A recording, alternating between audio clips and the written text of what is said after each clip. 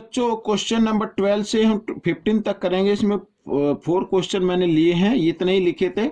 बाकी जो क्वेश्चन होंगे जो ज्योमेट्री के हैं या कुछ एक दो क्वेश्चन वो रहता है वो भी हम नेक्स्ट पार्ट में करेंगे, ठीक है। तो बच्चों ये है क्लास 8 के स्टेट लेवल पर किस टाइप के क्वेश्चन पूछे जाते हैं, उनको मैं लेकर आया हूं। तो आप वीडियो को स्किप ना करें, पूरा देखें और अच्छी लगे तो शेयर जरूर कर दीजिए, ठीक है। अब देखो क्वेश्चन क्या कहता है, फाइंड एम। एम की वैल्यू फाइंड आउट करनी है भाई। यहां पर लिखा 2m%, और मैंने आपको बताया भाई किसी का भी परसेंट लिखा हो, कोई भी नंबर का परसेंट गिवन है तो उसका मतलब होता है, उसका मीनिंग होता है कि उसके बाय में 100 कर देना है। तो 2m% का मतलब 2m/100। ऑफ के लिए मल्टीप्लाई का साइन लगाना है और इधर कर देना 2m इस तरीके से, और इज 1, यानी ये आपका आंसर है, ठीक है। तो m की वैल्यू फाइंड आउट करनी है। अब देखिए इसके नीचे आप 1 ले सकते हैं, न्यूमेटर को न्यूमेटर से मल्टीप्लाई करना है। आप चाहे तो डिवाइड भी कर सकते हैं, कोई दिक्कत नहीं है, लेकिन मैं चाहूंगा कि आप न्यूमेटर को न्यूमेटर से मल्टीप्लाई कर दे, ठीक है। तो 2 को 2 से मल्टीप्लाई किया तो 4m आ गया, ठीक है। क्या आ गया, 4m, और m को भी m से मल्टीप्लाई कर तो m² बन जाएगा, ठीक है। और 100 को 1 से करेंगे तो 100 ही आएगा, इज इक्वल टू 1 आ गया, ठीक है। आइए इधर कर लेते हैं। तो बच्चों 4m² इक्वल, अब 100 को इधर ले आओ, ठीक है, क्योंकि क्रॉस मल्टीप्लाई कर देते ना, 1 के नीचे 1 मानते हो, क्रॉस मल्टीप्लाई कर देते इक्वल में, तो इधर आ गया 100, ठीक है।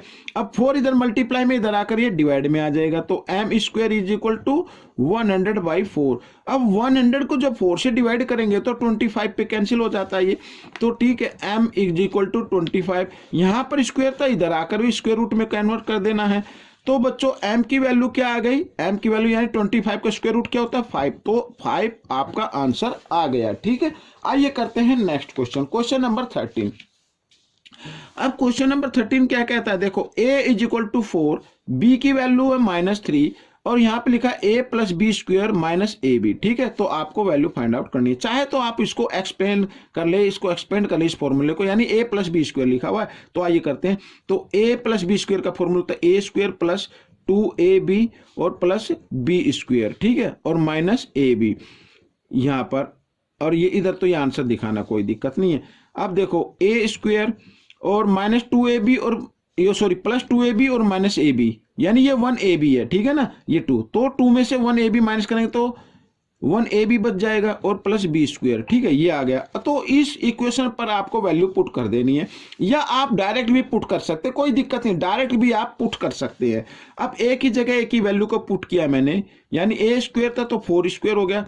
यहाँ पर क्या है, a की वैल्यू क्या 4 और b की वैल्यू क्या -3, तो इन दोनों को मल्टीप्लाई के फॉर्म में लिख दिया, और इधर -3², ठीक है, ऐसे इस तरीके से।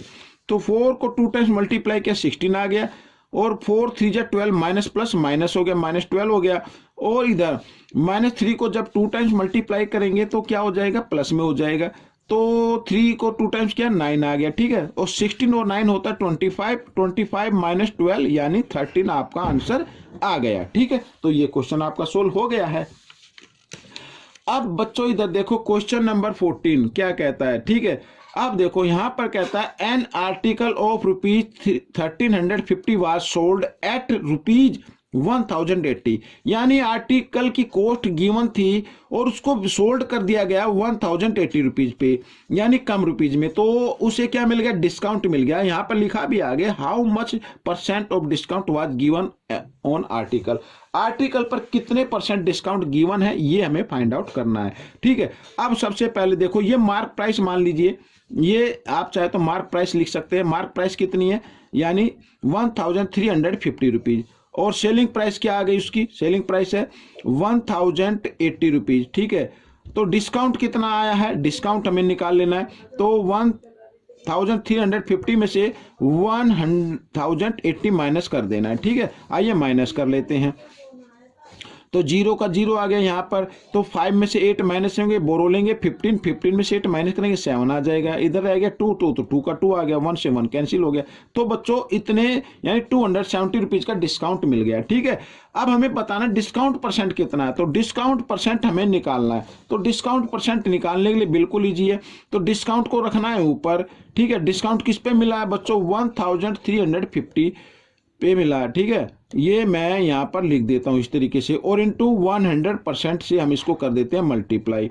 अब बच्चों जीरो से यहाँ तो चाहे तो आप इसको कर सकते हैं, ठीक है। अब देखो इधर ये मैं करता हूँ, इधर जीरो से ये जीरो कैंसिल कर देते हैं, तो 135 टू जा होता है कितना, 270 होता है, ये आ गया। तो 2 को 10 से मल्टीप्लाई कर, 2 इंटू 10 तो हो गया बच्चों 20। तो 20% आपका आंसर आ गया, यानी डिस्काउंट जो गिवन है वो 20% है आर्टिकल पर, ठीक है। तो ये क्वेश्चन आपका सोल्व हो गया। अब हम करेंगे क्वेश्चन नंबर 15। ये देखिए बहुत ही आसान है ये क्वेश्चन भी। तो ये रहा आपके सामने क्वेश्चन नंबर 15, ठीक है, बहुत ही इजी है। आइए करना शुरू करते हैं। कहता है if 20% of a number is added to the number itself, यानी कोई नंबर है उस नंबर का 20% उसी नंबर में ऐड कर दिया जाए तो 240 बन जाता है। अब यहां पर बच्चों या तो 100 लेकर भी कर सकते हैं या एक्स पर मानकर कर सकते हैं, ठीक है। Find the number, let the number equal to x.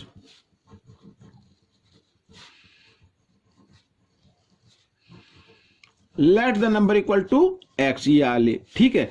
अब अकॉर्डिंग टू क्वेश्चन कहता हूं मैं, करता हूं इसे, ठीक है। अब कहता है कि उस नंबर का 20%, तो मीन्स 20% ऑफ एक्स ये को ऐड किया गया है, ये ऐड कर दिया, किस में ऐड किया, इसी में कर दिया, यानी एक्स में ऐड कर दिया, और जब ऐड करने पर रिजल्ट आया वो आ गया 240। इस तरीके से आपको करना है, ठीक है।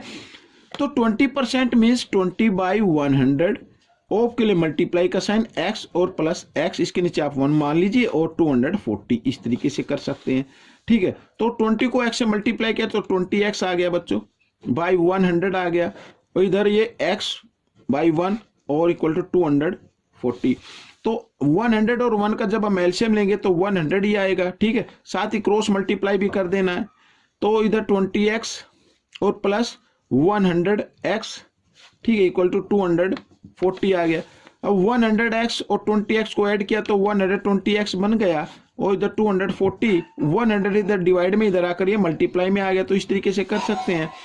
अब यहां पर आप चाहे तो जीरो से जीरो कैंसिल कर दीजिए, 12 1 जा 12, 12 2 जा 24, तो x इज इक्वल टू, तो 100 इंटू 2 तो कितना हो गया, 200 हो गया।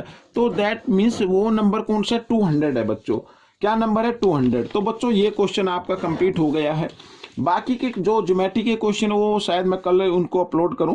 तो आपसे उम्मीद है कि आप ज़्यादा से ज़्यादा प्रैक्टिस करेंगे अच्छी रैंक लाने के लिए, तभी मेरी मेहनत का सफल होगी, ठीक है। तो आप सभी बच्चों से रिक्वेस्ट है, जो भी वीडियो को देखे वो ज़्यादा से ज़्यादा प्रैक्टिस कीजिए, ज़्यादा से ज़्यादा अच्छी रैंक लाने के लिए, अच्छे मार्क्स लाने के लिए। ये मत समझना कि ये आपके फाइनल एग्जाम में नहीं आ सकती। ये मेंटल मैथ ऐसा एक मैजिक मैथ मैं तो इसको कहूँगा कि ये क्विज में भी आएगा, और आपके जो फाइनल एग्जाम होंगे उसमें भी ये आपके आने वाला है। तो मिलेंगे नेक्स्ट पार्ट में, टिल देन थैंक यू।